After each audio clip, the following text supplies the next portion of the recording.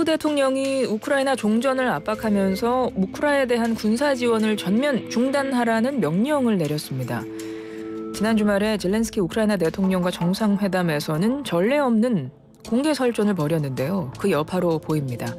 외교계에서는 우크라이나와 동일선상에 비교할 수는 없지만 남의 일이 아니다, 이런 평가들이 나오고 있는데요. 이런 가운데 트럼프 행정부 출범 이후에 북한 김여정 노동당 부부장이 첫 담화를 발표하기도 했습니다. 관련 내용 외교 전문가와 이야기 나눠봅니다. 홍현익 세종연구소 수석연구위원 전화로 만나겠습니다.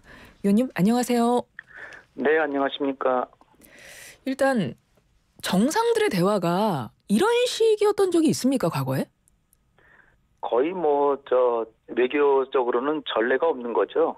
1년에 한 번이나 나올까?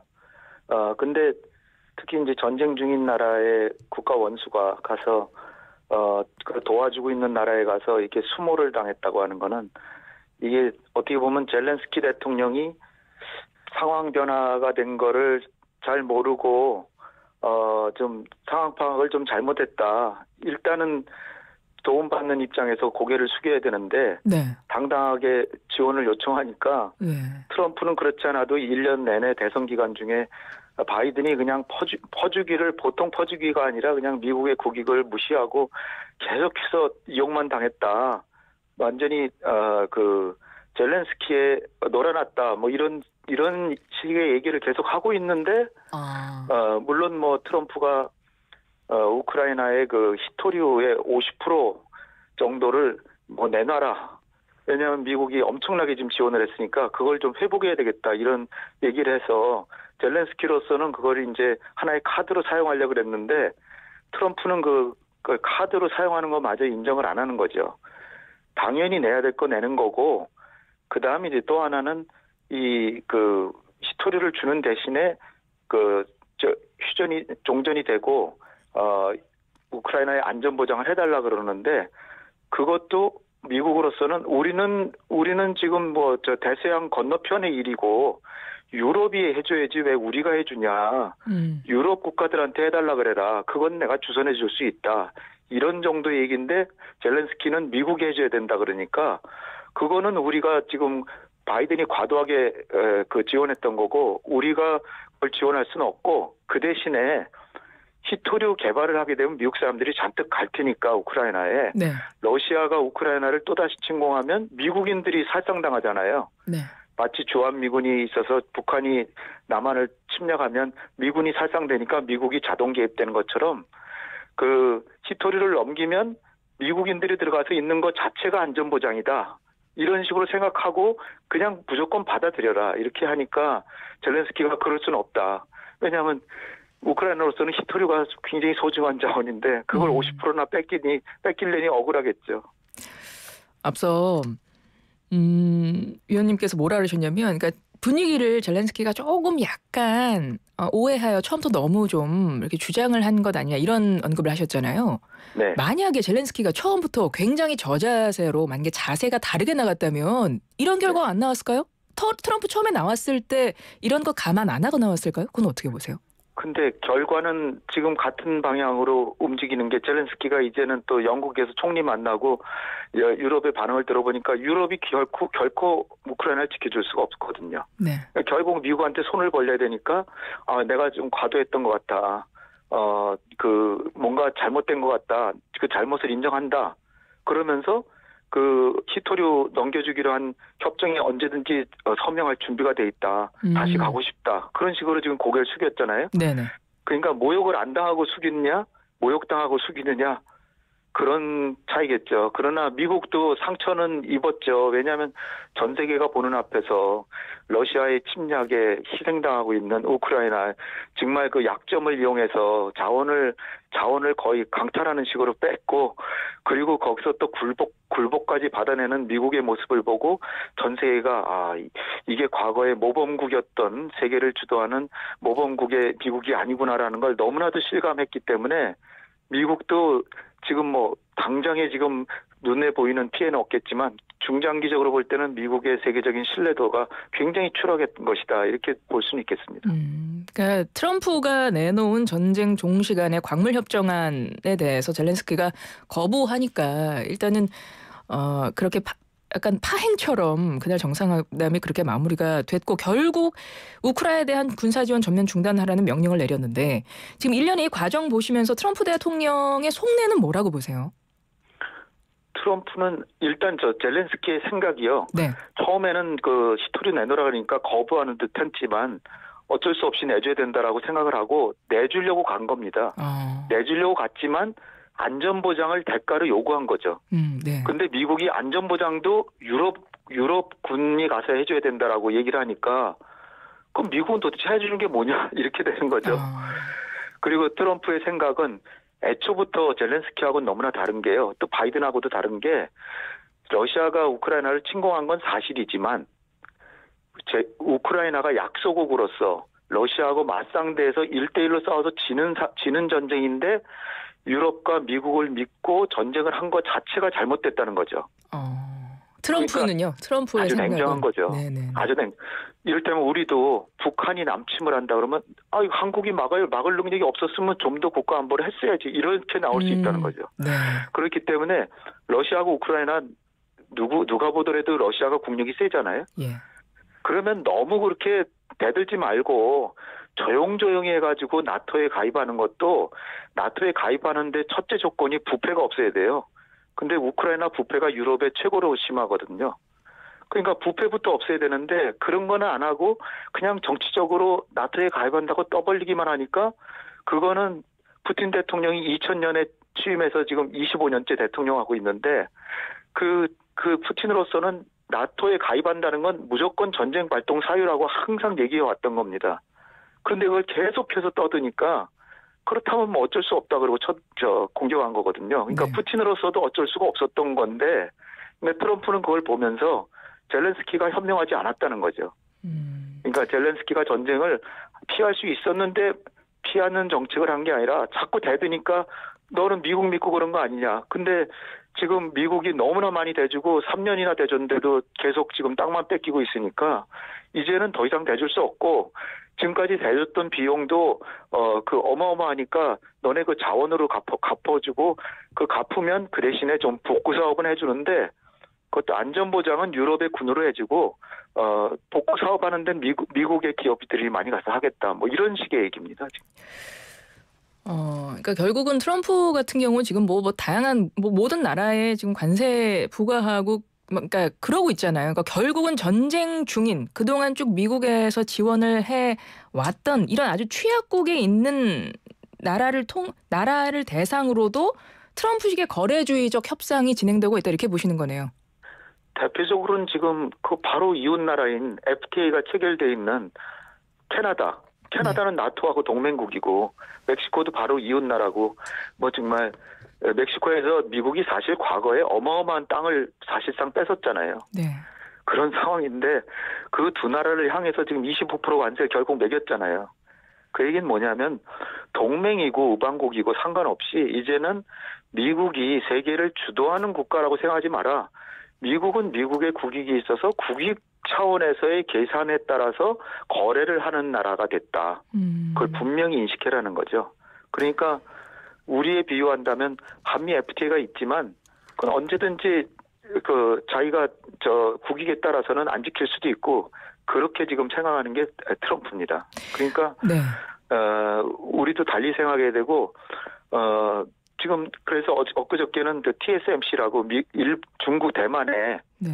전 세계에서 그 비메모리 반도체의 60% 이상을 독과점하고 있는 그 기업이 어마어마한 천조 정도의 투자를 하겠다 지금 그렇게 얘기를 했더니 트럼프는 이제야 대만이 제자리를 찾는구나 그러면서 지금까지는 중국이 대만을 침공하더라도 뭐 그건 대만의 일이지 뭐 이런 식으로 얘기하다가 어제 이제 TSMC가 어마어마한 돈을 투자를 한다니까 중국이 대만을 만약에 무력으로 어떤 행동을 한다 그러면 엄청난 일이 일어날 것이다. 이렇게 또 얘기를 해줍니다. 그게 예. 거래예요. 그러니까. 그러니까요. 지금 네. 위원님이 말씀하셨던 것처럼 적대국이든 동맹국이든 상관없이 이제는 트럼프가 거래 방식으로 지금 협상을 하고 있는데 정말 우리나라도 예외가 아니잖아요. 특히 네. 우리는 북한과의 관계가 있기 때문에. 이런데 지금 북한이 첫 메시지 나왔습니다. 트럼프 행정부 출범 이후에. 그리고 담화를 발표한 사람이 김여정 부부장이었습니다. 당연히 김정은 위원장의 의중이 담겨 있을 건데 이번에 그 메시지 보시면서 뭘 가장 주목해서 보셨어요? 예. 무엇보다도 뭐 미국이 항공모함이 지금 부산에 들어왔거든요. 네. 이달 10일부터 20일까지 자유의 방패 훈련이라고 매년 봄에 하는 한미연합 훈련이 있어요. 그러니까 그 전에 이제 이미 들어와 있는 거죠. 근데 핵 항공모함이라고 하는 건 어마어마한 군사력이거든요. 예. 보통 북한 전체 군사력보다는 좀 약하겠지만 제3세계 국가 하나의 전체 군사력과 맞먹는 그런 어마어마한 그 군사력이 들어오는 거거든요. 그러니까 김여정도 한마디 안 할 수가 없어서 트럼프 취임 이후 처음으로 지금 그 볼멘소리를 했는데 그 얘기를 미국이 자기네들이 향후에 하는 행동에 책임이 있다는 것을 일단 기록을 해놓으면서 미국이 이처럼 전략적 억지력 행사에서 새로운 기록을 갱신해 나간다면 우리도 기록을 갱신하겠다. 그러니까 뭐 북한 말 우린 잘 안 쓰는 말인데 위협적 행동을 증대시키겠다는 선택안을 검토하겠다는데 이게 힘으로 으르고 협박하는 행동인데 예를 들어서 장거리 미사일을 쏜다든지 네. 아니면은 중거리 미사일을 지금까지는 그 가상으로 그냥 고각으로만 발사했는데 일본 너머로 태평양에다 하와이 근처까지 쏜다든지 아니면 핵실험을 한다든지 이런 거 할 수 있다라고 지금 위협한 겁니다. 왜냐하면 이달 10일부터 이제 자유방패 훈련이 할 테니까 미리 이제 분위기를 잡아놓는 거죠. 예. 앞으로 우리가 하는 거 놀래지 마라. 그리고 책임은 미국에게 있다. 그러니까요. 북한은 항상 말투가 그렇습니다. 그러니까 위협을 한 겁니다. 그렇죠? 가만히 있지 않겠다. 위협을 한 건데 앞으로 우리도 더 강하게 나가겠다 이렇게 한 건데 사실 우리 입장에서는 이제 북한의 대미 정책, 미국의 대북 정책을 신경을 써야 되잖아요. 그래서 두 가지를 좀 짚어봐야 될 것 같아요.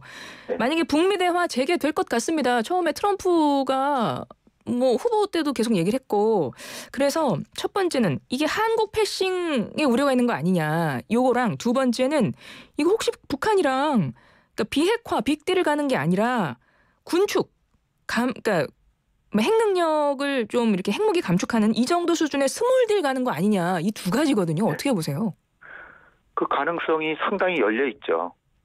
뭐 그렇게 간다는 건 아니고요. 예. 우린 지금 미국하고 협상 당국도 지금 제대로 없는 상황이잖아요. 정상회담도 못 하고. 그렇죠. 그런 상황이기 때문에 지금 트럼프는 어떻게 보면 속내는 자기가 모든 걸 다 잃었고 돈도 벌었고 권력도 2번이나 잡았고 여러 가지 다 해보고 우크라이나에서도 전쟁을 끝내는데 지금 사실 우크라이나에서 전쟁을 끝내서 또 하나 보관이 노벨 평화상을 타려고 그러는데 우크라이나 전쟁을 끝내는 방식이 우크라이나는 사실 유럽 편이고 노벨 평화상은 유럽에서 주잖아요. 네.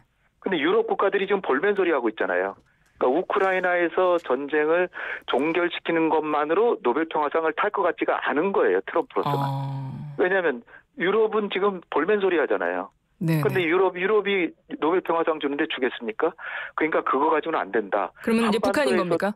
한반도에서도 하나 더 플러스 알파를 해야 되겠다.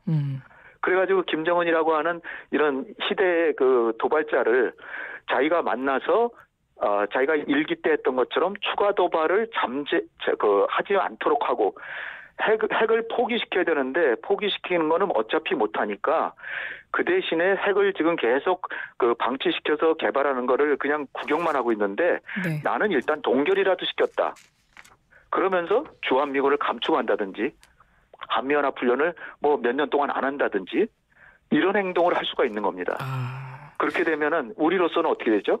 북한은 계속 핵을 갖게 되고 미국은 트럼프는 나는 한반도에 평화를 가져왔다고 잘난 척하면서 노벨 평화상을 탈 수도 있겠죠.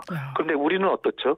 북한의 핵에 계속 위협을 받으면서 주한미군 감축되는 거를 그냥 구경만 해야 되고 그런 상황에서 우리의 국가 안보는 굉장히 흔들리고 그리고 트럼프는 자기는 김정은하고 잘 지내고 이거 굉장히 끔찍한. 그러니까 일이죠. 한반도 평화 논의에서 한국이 배제될 수도 있는 그 위험성도 존재한다는 건데 이렇게 되면 이게 우리가 안보나 경제적으로 엄청난 부담이 생기는 건데 아까도 네. 짚어주셨지만 미국 트럼프의 거래주의적 동맹관에서 봤을 때 그럼 우리나라는 어떻게 대비해야 됩니까? 이거 뭐 자체적으로 핵무장해야 된다 이런 가능성의 얘기도 나오긴 하더라고요. 우리의 최대 카드는 우리가 스스로가 지금 우리 한 사람 한 사람이 돌아봐야 돼요. 사실 대한민국의 국가안보는 대한민국이 해야 되는데 네. 전시 작전권조차가 없잖아요. 우리는. 근데 우리가 군사력이 세계에서 5등이라 그래요. 네. 북한은 세계 25등이에요.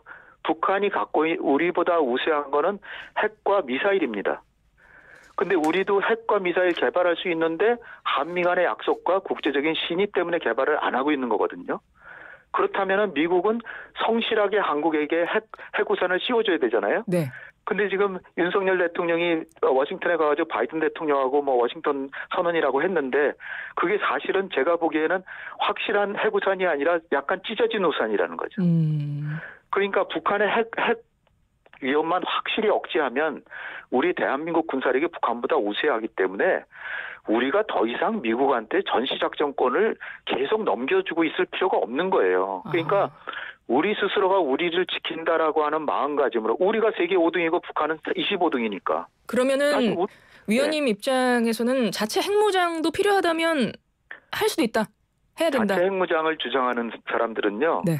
저는 그 사람들을 참 진짜 아쉽게 생각하는 게 물론 그 마음은 이해해요. 저도 한국이 북한이 핵을 개발해서 우리를 위협하고 있는데 우리도 핵을 하루아침에 뚝딱 만들 수 있다면 도깨비 방망이로 뚝딱 만들 수 있다면 저도 찬성합니다. 네. 그러나 최소한 아무리 빨라도 1년 보통 3년 정도는 있어야 된다는데 우리나라는 대외 의존도가 어마어마하게 심하고 그러는 사이에 아마 트럼프는 주한미군 철수한다든지 한미동맹을 깨버리거나 그런 상황이 되니까 우리가 핵을 개발해야 된다라고 주장을 하는 사람들은 결국 핵을 개발 못하게 하는 결과를 가져오게 하는 거예요.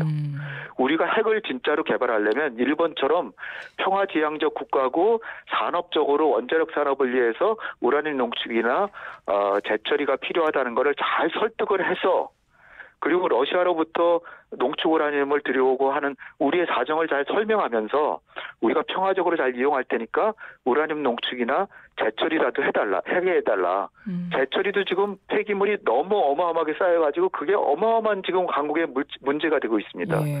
그래서 그런 능력부터 미국으로부터 평화적으로 순순하게 잘 인정을 받아야 되는데 핵을 개발하자고 나오니까 아예 한국은 그런 얘기 꺼내지도 못하게 하는 거예요, 지금 미국이. 예. 그러니까 한반도 안보 현안 관련해서 우리나라가 미국과 협상에 쓸 수 있는 카드는 그러면 전자권으로 보십니까? 전자권을 전환한다는 마음을 가지고 네. 주한미군 28,500명 있잖아요. 예. 우리가 사실 주한미군이 없더라도 재래식 군사력은 북한보다 우세하단 말이에요. 그러니까 28,500명을 다 철수하라 그러면 그건 미국도 싫어하고 우리한테도 좋지가 않죠. 그러니까 예. 한 2만 명 정도 남겨놓대 한 8,500명 정도는 너네 그렇게 부담이 되면 철수해도 좋다. 그 대신에 전자권은 전환해주고 우리가 재래식 군사력으로 북한을 억제하겠다. 그리고 핵에 대해서는 보다 확실하게 핵우산을 씌워달라. 그렇게 하면서 미국이 지금 부족한 게 뭡니까? 지금 선박이 부족해가지고 중국의 선박을 생산하는 것보다 10분의 1도 생산을 못해요. 그러니까 우리한테 기댈 수밖에 없어요. 조선업 같은 건. 예. 그다음에 반도체도 기대야 돼요.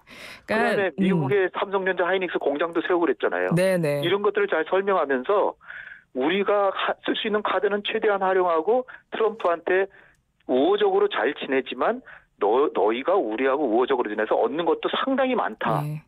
그걸 강조하고 주한미군 자체가 사실상 중국을 견제하는 측면도 강하니까 결코 손해보는 게 아니라는 걸 잘 설명해서 한미동맹도 잘 유지하고 방위비분담금도 너무 과도하게 요구하지 말도록 잘 설득해야 되는 거죠. 우리도 철저하게 거래주의적 관점에서 외교를 잘해야 되네요. 그럼요. 유엔 결의안에서 이번에 유엔 결의안에서 이제 마무리하겠습니다. 미국이 같이 같은 반대표를 던졌습니다. 알겠습니다. 지금까지 북한하고 미국이 같은 표를 던졌어요. 그렇군요. 지금까지 홍현익 세종연구소 수석연구원이었습니다. 위원님 고맙습니다. 감사합니다.